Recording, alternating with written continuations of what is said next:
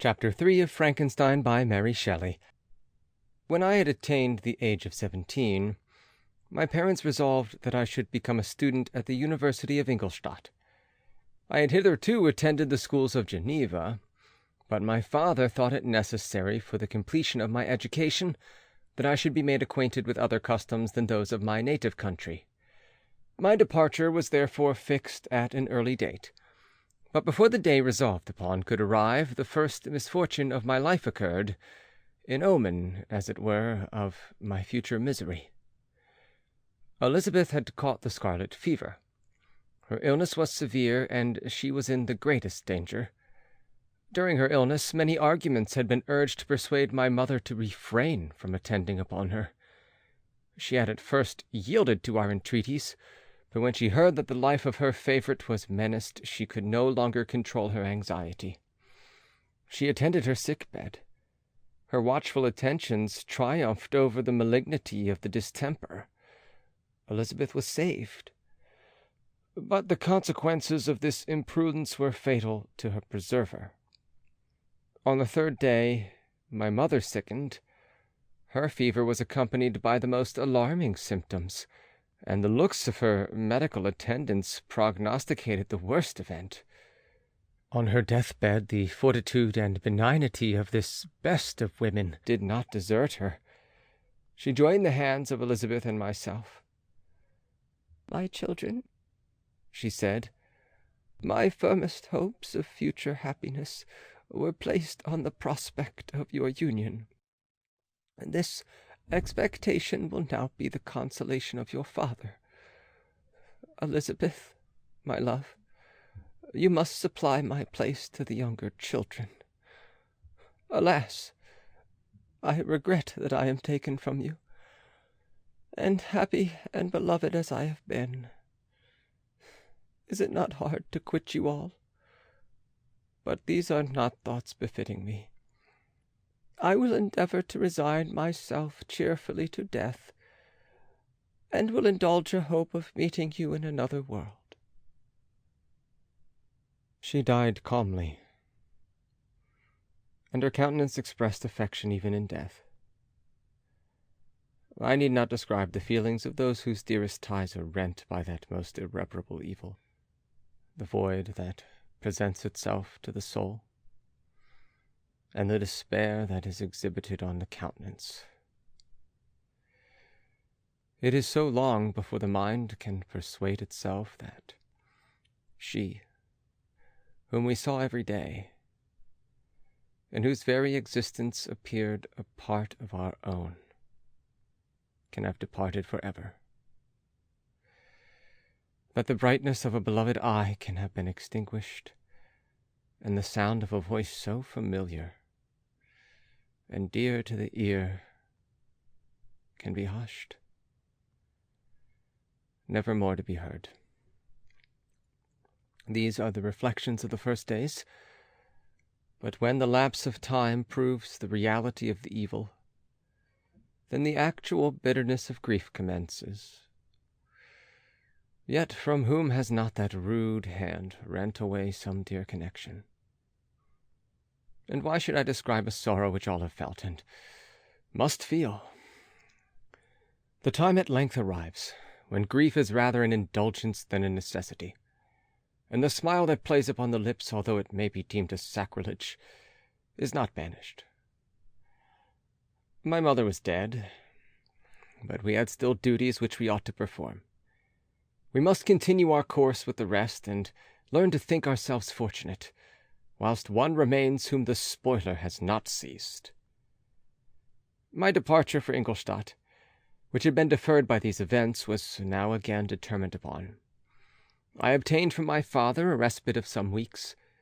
It appeared to me sacrilege so soon to leave the repose, akin to death, of the house of mourning, and rush into the thick of life. I was new to sorrow, but it did not the less alarm me. I was unwilling to quit the sight of those that remained to me, and above all I desired to see my sweet Elizabeth in some degree consoled. She indeed veiled her grief, and strove to act the comforter to us all. She looked steady on life, and assumed its duties with courage and zeal. She devoted herself to those whom she had been taught to call her uncle and cousins. Never was she so enchanting as at this time, when she recalled the sunshine of her smiles and spent them on us. She forgot even her own regret in her endeavours to make us forget. The day of my departure at length arrived. Clerval spent the last evening with us. He had endeavoured to persuade his father to permit him to accompany me, and to become my fellow student, but in vain. His father was a narrow-minded traitor, and saw idleness and ruin in the aspirations and ambition of his son. Henry deeply felt the misfortune of being debarred from a liberal education. He said little, but when he spoke, I read in his kindling eye and in his animated glance a restrained but firm resolve not to be chained to the miserable details of commerce. We sat late. We could not tear ourselves away from each other, nor persuade ourselves to say the word farewell. It was said, and we retired under the pretence of seeking repose, each fancying that the other was deceived. But when at morning's dawn I descended to the carriage which was to convey me away, they were all there, my father again to bless me, Clerval to press my hand once more, my Elizabeth to renew her entreaties that I would write often, and to bestow the last feminine attentions on her playmate and friend. I threw myself into the chaise that was to convey me away, and indulged in the most melancholy reflections. I, who had ever been surrounded by amiable companions, continually engaged in endeavouring to bestow mutual pleasure, I was now alone. In the university, whither I was going, I must form my own friends, and be my own protector. My life had hitherto been remarkably secluded and domestic, and this had given me invincible repugnance to new countenances. I loved my brothers, Elizabeth and Clerval. These were old familiar faces, but I believed myself totally unfitted for the company of strangers. Such were my reflections as I commenced my journey, but as I proceeded, my spirits and hopes rose. I ardently desired the acquisition of knowledge. I had often, when at home, thought it hard to remain during my youth cooped up in one place, and had longed to enter the world and take my station among other human beings.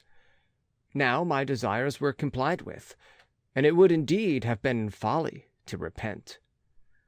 I had sufficient leisure for these and many other reflections during my journey to Ingolstadt, which was long and fatiguing.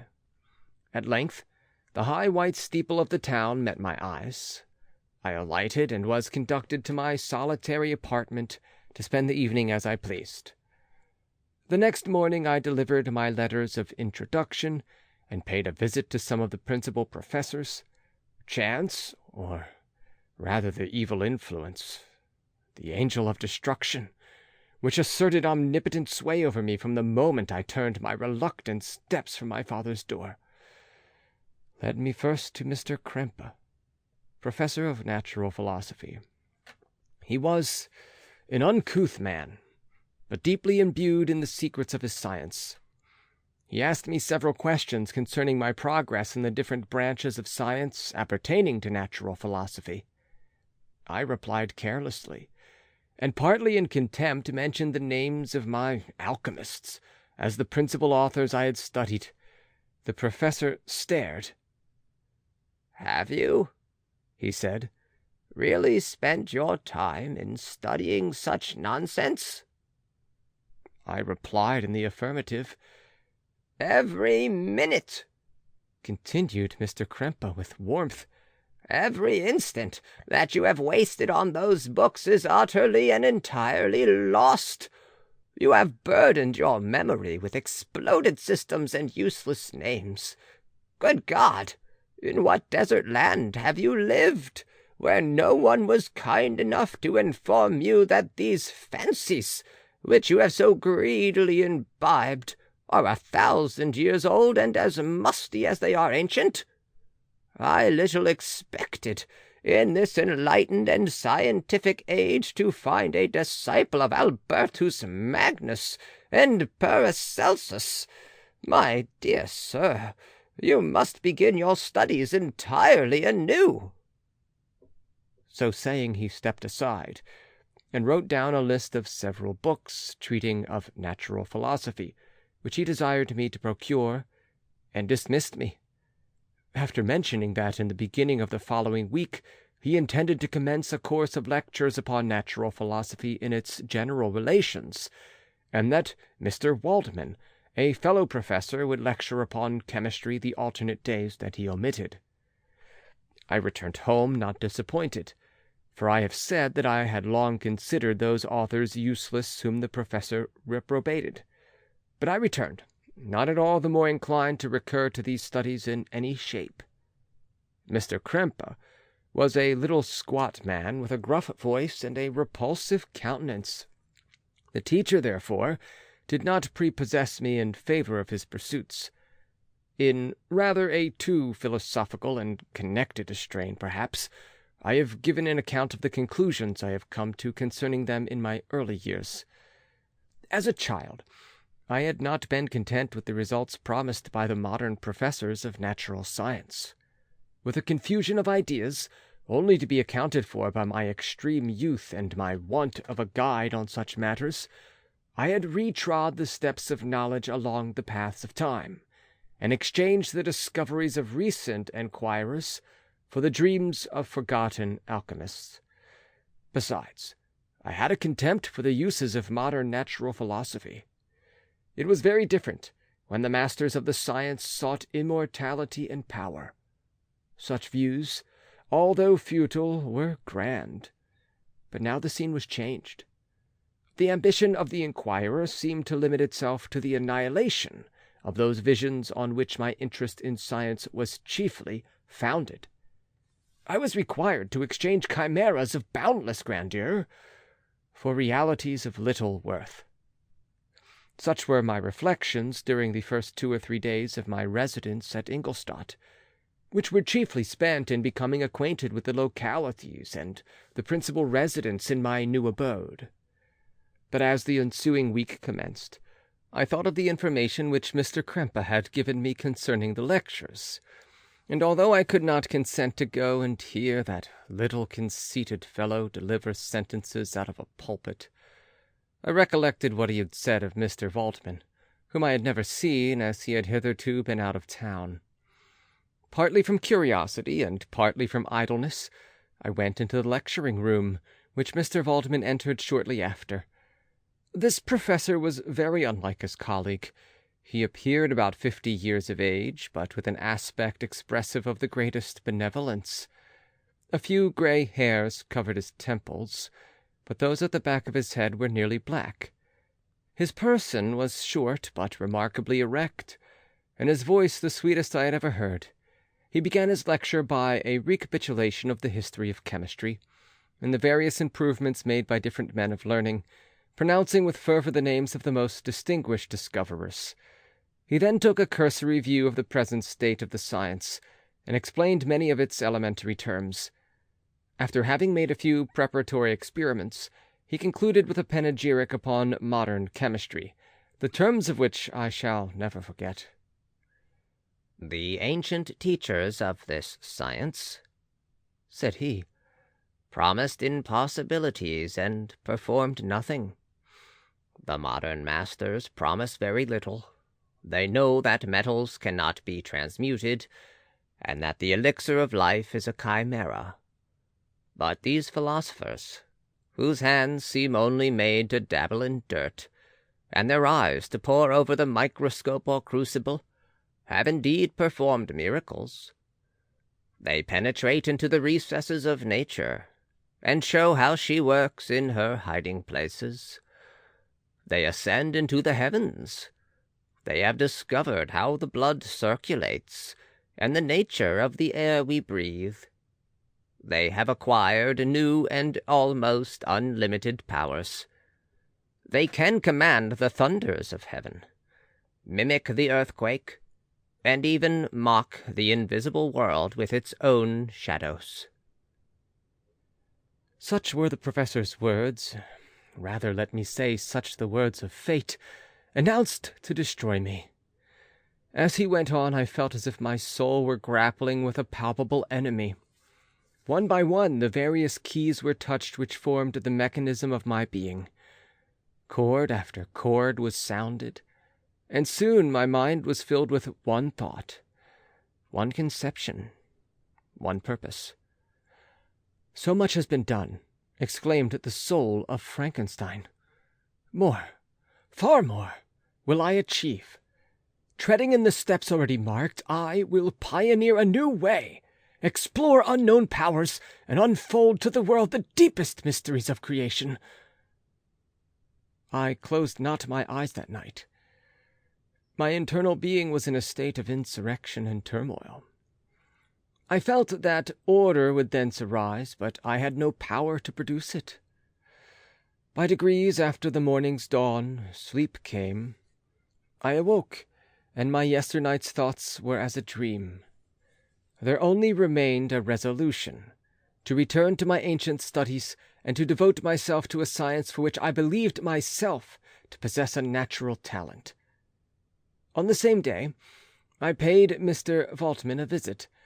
His manners in private were even more mild and attractive than in public, for there was a certain dignity in his mien during his lecture, which in his house was replaced by the greatest affability and kindness. I gave him pretty nearly the same account of my former pursuits as I had given to his fellow professor. He heard with attention the little narration concerning my studies, and smiled at the names of Cornelius Agrippa and Paracelsus, but without the contempt that Mr. Krempe had exhibited. He said that these were men to whom indefatigable zeal modern philosophers were indebted for most of the foundations of their knowledge.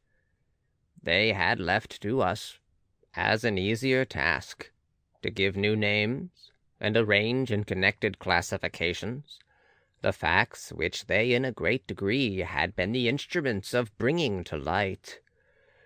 The labors of men of genius, however erroneously directed, scarcely ever fail in ultimately turning to the solid advantage of mankind. I listened to his statement, which was delivered without any presumption or affectation, and then added that his lecture had removed my prejudices against modern chemists.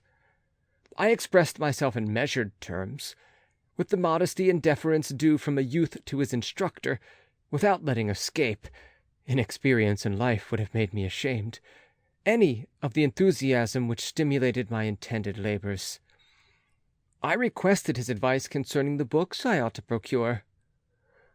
"I am happy," said Mr. Waldman, "to have gained a disciple, and if your application equals your ability, I have no doubt of your success. Chemistry is that branch of natural philosophy in which the greatest improvements have been, and may be, made. It is on that account that I have made it my peculiar study, but at the same time I have not neglected the other branches of science.